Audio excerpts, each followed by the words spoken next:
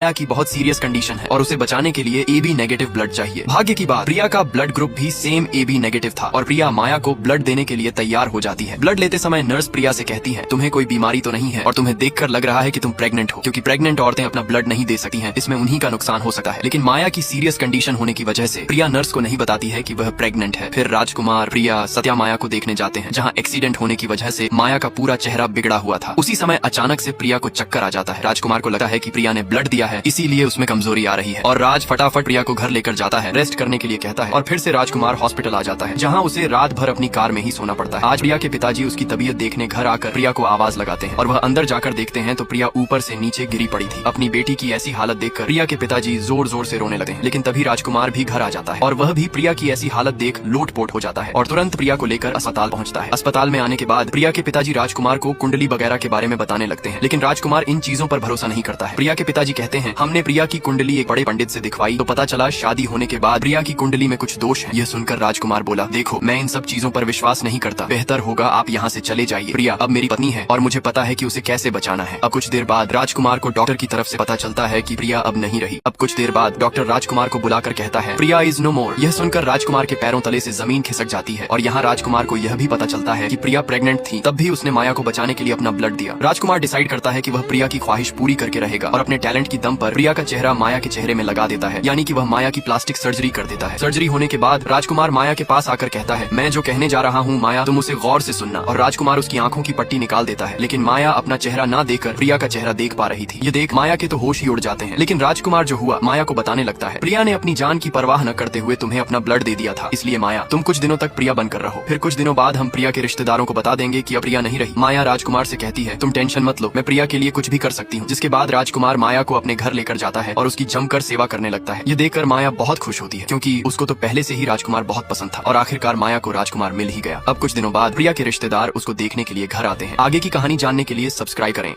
अब राजकुमार माया को अपने घर ले आता है और उसकी जमकर सेवा करने लगता है, जिससे माया भी बहुत खुश थी, क्योंकि वह राजकुमार को पहले से ही पसंद करती थी और आखिरकार उसे राजकुमार मिल ही गया। फिर कुछ दिनों बाद प्रिया के माँ बाप उसको देखने के लिए राजकुमार के घर आते हैं। राजकुमार प्रिया के माँ बाप से यह कहकर उन्हें संभाल लेता है, ज्यादा ऊंचाई से गिरने की वजह से प्रिया के सिर में गहरी चोट आई है और उसकी याददाश्त चली गई और धीरे धीरे ही प्रिया की याददाश्त वापस लौटेगी। खैर अब राजकुमार काम से एक दूसरे शहर जाने लगा है और माया से कहता है, तुम फिक्र मत करना, मैं कुछ दिनों बाद एक नया राजकुमार बनकर लौटूंगा। राजकुमार